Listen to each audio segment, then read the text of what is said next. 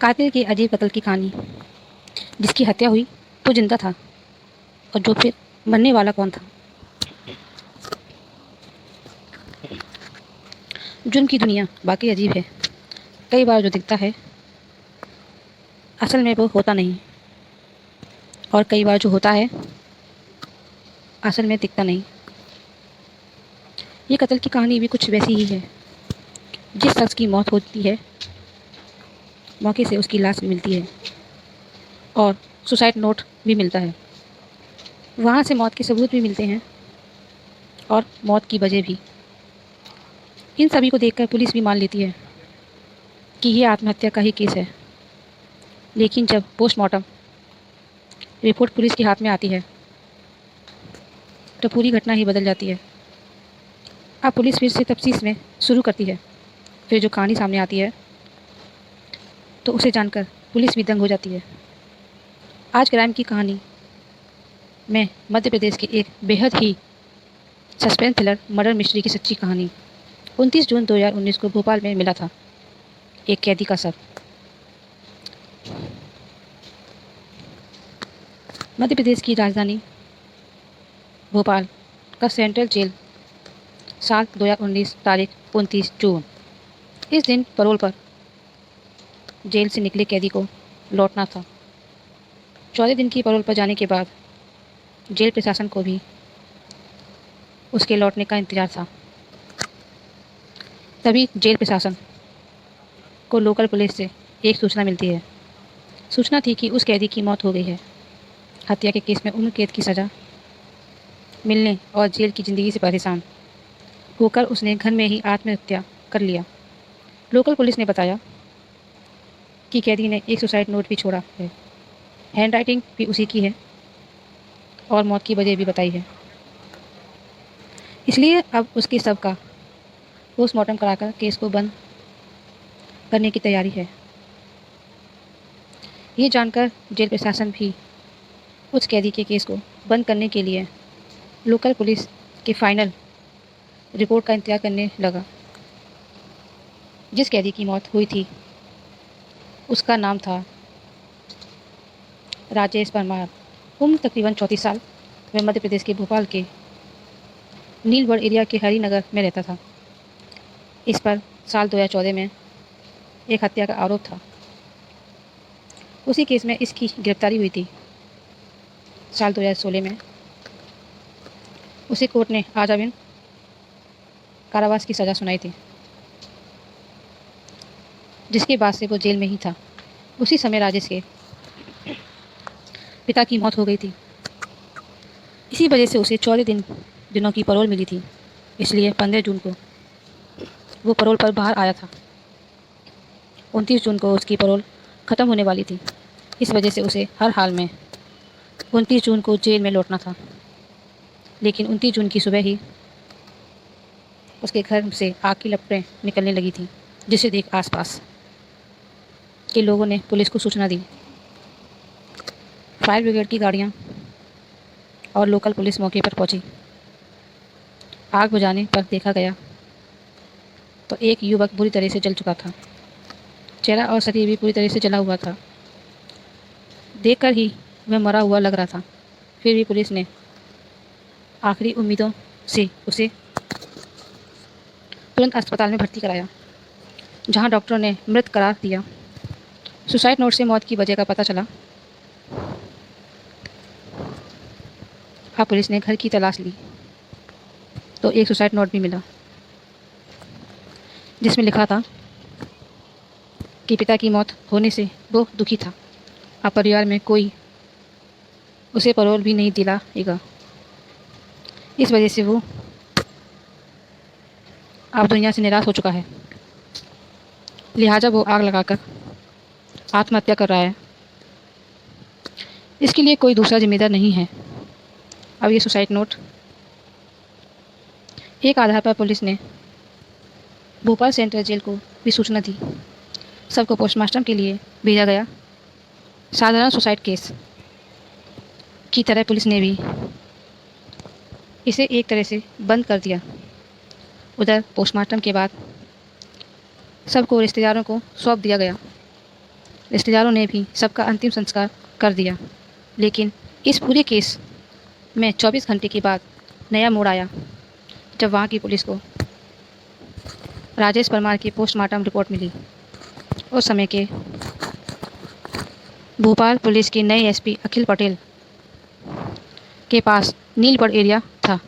इन्होंने जब postmortem report देखी तो चौंक गए। रिपोर्ट में लिखा था कि गला दबाने से जान गई है, यानी मौत की वजह आग या धुएं से दम घुटना नहीं, बल्कि गला दबाकर हत्या हुई है। फिर वो इस केस की तफ्तीश में जुट जाते हैं। तुरंत मौके से ली हुई सभी फोटोग्राफ अपने पास मंगवाते हैं। अगर आग से जलकर मरा तो फिर गला किसने और क्यों घोटा? सभी फोटो की बारी से देखते हैं। एक फ़ोटो में वो देखते हैं कि मरने वाले शख्स का पैर बिल्कुल एक दूसरे से चिपका हुआ था, जबकि जब भी कोई जलकर मरेगा तो वो तड़पने लगेगा।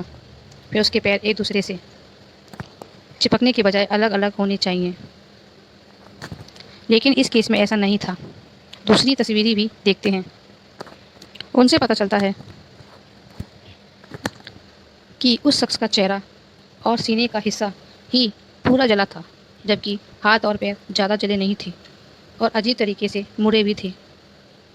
इससे शक यही होता है कि कहीं हाथ और पैर बंधे तो नहीं थे, जिस वजह से ऐसा हुआ।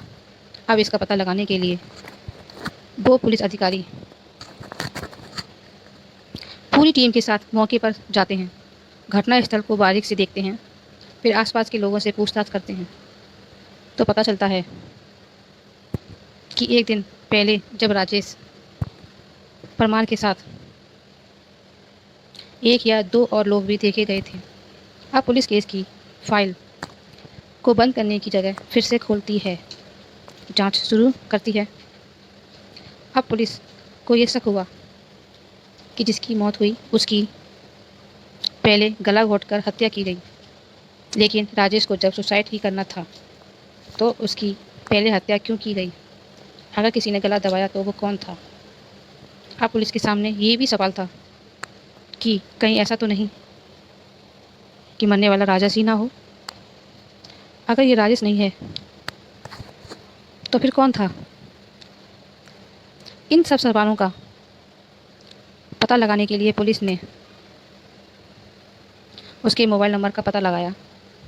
फिर रिश्तेदारों के जरिए उसका एक नंबर मिला जो जेल से आने के बाद एक्टिव था, लेकिन अब बंद था। उसकी आखिरी लोकेशन भी भोपाल की ही थी। पुलिस ने जब उसके फ़ोन की कॉल डिटेल चेक की तो एक नंबर पर कई बार बात होने की जानकारी हुई, लेकिन जब उस नंबर पर संपर्क किया गया तो वो भी बंद था। वो नंबर था निहाल नामक युवक का। अब पुलिस के सामने निहाल को खोजने की चुनौती थी और मन में सवाल ये भी आ रहा था कि कहीं निहाल ही तो नहीं मारा गया। इसके अलावा और भी कई सवाल। फिलहाल पुलिस उसकी तलाश में जुट गई। फिर पता चला कि निहाल मूल रूप से बिहार का रहने वाला है और पहले राजेश के मकान में ही किराए पर रहता था, लेकिन कुछ महीने से यहाँ से दूसरे मकान में शिफ्ट हो गया था। अब पुलिस की जांच में निहाल की लोकेशन गुजरात में मिली। इसके बाद पुलिस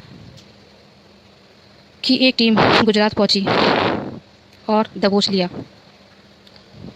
इसके बाद जब उससे कड़ाई से पूछताछ हुई तब उसने जो कहानी बताई वो बेहद ही चौंकाने वाली थी। मरने वाले के दोस्त ने चौंकाने वाली बताई ये कहानी। निहाल ने बताया कि जेल से पैरोल पर आने के बाद राजेश ने उससे संपर्क किया था, फ़ोन पर बताई हुई, और वो उससे मिलने भी गया था। बातचीत के दौरान वो काफ़ी परेशान था, इमोशनल भी था, क्योंकि पिता की मौत के बाद उसे अब ज़िंदगी में शायद, इसलिए उसने सोचा कि वो दुनिया की नज़रों में हमेशा के लिए मर जाए और असल में जिंदा भी रहे। इसके लिए उसने कुछ क्राइम सीरीज देखी थी, जिसके बाद एक खौफनाक आइडिया अपनाया। इसके लिए उसने घर में रहने वाली एकमात्र माँ को पूजा करने के बहाने 23 जून को ही बाहर भेज दिया था। इसके बाद साजिश रची कि 29 जून को पैरोल खत्म होने के बाद भी उसे जेल नहीं जाना पड़े। इसलिए 28 जून को ही किसी दूसरे शख्स को अपनी जगह मारकर दूर कहीं चले जाने की तैयारी में जुट गया। इस काम में मदद के लिए उसने मुझे बुलाया, लेकिन मैंने साफ मना कर दिया। इसके बाद उसने 1 लाख रुपए का लालच दिया और कुछ पैसे एडवांस में भी दिए। इसलिए उसके झांसे में आ गया। इस तरह 29 जून को पैरोल ख़त्म होने से ठीक एक दिन पहले, यानी 28 जून को ही हम दोनों की मुलाकात हुई। 28 जून की शाम को ही दोनों घर पर ही फ़ोन छोड़कर घूमने निकले, लेकिन ताकि लोकेशन ट्रेस ना हो सके। इसके बाद एक पेट्रोल पंप के पास राजेश को अपने ही उम्र और लंबाई वाला एक युवक मिला। उस युवक ने अपना नाम राज रेखवर बताया था और दोनों फिर बातचीत करते हुए दोस्त बन गए। बातों ही बातों में दोनों ने राजू को घर पर पार्टी करने और शराब पीने के लिए तैयार कर लिया। राजू मजदूरी करता था, इसलिए खाने और शराब के लालच में तुरंत तैयार हो गया। राजू भी दोनों के साथ राजेश के घर पर आ गया। यहाँ पर राजू को इन दोनों ने खूब जमकर शराब पिलाई।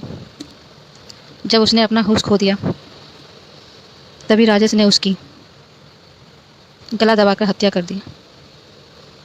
इसके बाद उसके हाथ और पैर को रस्सी से बांध दिया, ताकि अगर जिंदा भी हो तो आग से बच ना सके।